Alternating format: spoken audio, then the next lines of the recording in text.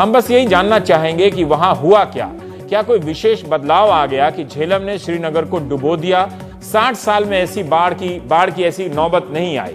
क्यों ऐसा हुआ? राहत और बचाव के लिए अभी भी क्या कुछ किया जा सकता है? प्रधानमंत्री ने राष्ट्रीय आपदा घोषित किया है। जाहिर है तबाही इतनी हुई है कि उससे उबरने में जम्मू कश्मीर को अब कई महीने लग जाएंगे। तो हम प्राइम टाइम में बात करेंगे। हमारे साथ हिमांशु ठक्कर जी हैं, पर्यावरणविद हैं, और प्रोफेसर संतोष कुमार हैं, आप निदेशक हैं सार्क डिजास्टर मैनेजमेंट के, इस तरह की प्रक्रियाओं के जानकार रहे हैं। और हमारे दोनों संवाददाता थोड़ी देर में अगर उनका लिंक मिलता रहा तो वो भी आ जाएंगे। संतोष जी, हम ये जानना चाहते हैं कि एक तरह की खबरें आ रही थी कि वहां पर अलर्ट सिस्टम नहीं दिया गया। हमने केंद्रीय सेंट्रल वाटर कमीशन जो है, जल आयोग है, उसकी साइट पर जाकर चेक कर रहा था तो कोई उसमें बाढ़ की कोई वार्निंग नहीं दी गई है।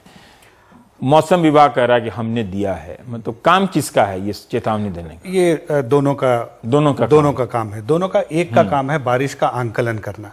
जैसे पहले मौसम विभाग का आंकलन करने का काम है कि बारिश की कितनी संभावना बनती है आज या आगे आने वाले 4 दिनों में। मौसम विभाग ने जो अपनी प्रक्रिया पूरी की, इस संदर्भ में देखा जा सकता है उनके पास एक मीडियम रेंज वेदर फोरकास्टिंग का है। दूसरा उनके पास तत्काल जो नाउ कास्टिंग भी कर रहे हैं, वो नाउ कास्टिंग का मतलब आज कितनी बारिश की संभावना बनती है।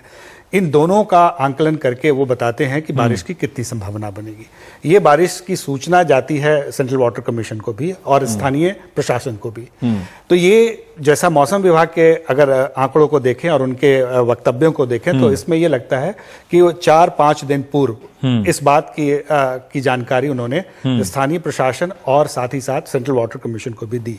सेंट्रल वाटर कमीशन का काम है कि इस बारिश से नदियों में कितना पानी आएगा, जल जमाव कितना हो सकता है, उसका आंकलन करना है और उसके बहाव को, उसके डेप्थ को और उसको कब छोड़ना है कब नहीं छोड़ना है इसका उनके नक्शे में देख रहा था तो जम्मू कश्मीर में तो कुछ डॉट्स ही नजर नहीं आए। हाँ, तो इसमें 2 तरीके दे। सेंट्रल वाटर कमीशन पूरे भारतवर्ष का वो देखता है और स्थानीय रूप में जो इरिगेशन डिपार्टमेंट है उनका कार्य है, जो उनका एक तरह से कह सकते हैं एक अंग है।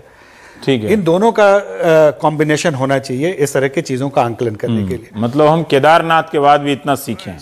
हाँ, मतलब ये ठीक है। मुझे ये लगता है कि ये प्रक्रिया तो है, मतलब ज्ञान भी है। हमने फाइलिन में दिखाया भी है कि वो ज्ञान को हम किस तरह से एक रूपांतरित कर रहे हैं ग्रास रूट पे, कि किस तरह से हम उसका लाभ ले सकते हैं। यहाँ पे अगर आप देखें तो स्थितियां विपरीत हैं।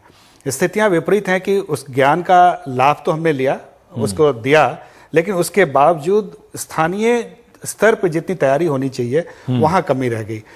कमी रहने का मतलब है कि जो स्थानीय प्रशासन है उसका आंकलन कितना सही है, उनको किस तरह का अंदाजा मिल रहा है कि क्या बारिश की संभावना उतनी होगी और भयावह बाढ़ की तरह कन्वर्ट होगी। क्योंकि होता क्या, आपने कोसी का भी जिक्र किया, कोसी में भी यही समस्या हुई थी। कोसी की समस्या ये थी कि 100 वर्षों तक, जब 2008 के फ्लड के बारे में बात कर रहा हूं, तो वहां पे जो बांधे बनती हैं और उसके बाद अगर नदियां जब कोर्स चेंज कर लेती हैं तो उसके बाद वहां पे बसावट हो जाती है। लोग समझते हैं कि शायद ये नदी का क्षेत्र खत्म हो गया है और वहां पे लोग बसने लगते हैं, डेवलपमेंट की पूरी प्रक्रिया शुरू हो जाती है। लेकिन जब नदी अपने पूरे उसमें आता है तो उसमें उसका प्रभाव दिखता है। पर मैं ये जानना चाहता हूँ कि हम डिजास्टर मैनेजमेंट पे इतना फोकस हुआ, केदारनाथ के हादसे के समय भी हुआ, कोसी के समय भी हुआ, तमाम भूकंप सुनामी के समय में हुआ, और जम्मू कश्मीर के इलाके में भूकंप की ऐसी सूचना भी आती रही है। ऐसा कैसे हो सकता है कि वहां पर बाढ़ की कोई पूर्व कल्पना ना हो? मतलब नावें आपको 100 या 50 नावें आपको दिल्ली से और गाजियाबाद से मंगाई जाए। ये देखिए, जैसे पूरे अगर जो कॉन्स्टिट्यूशनल मैकेनिज्म है उसके आधार पर अगर देखें तो राज्य की पहली जिम्मेदारी होती है इस तरह की आपदाओं को के प्रबंधन की और उसके आने की पूर्व तैयारी की भी।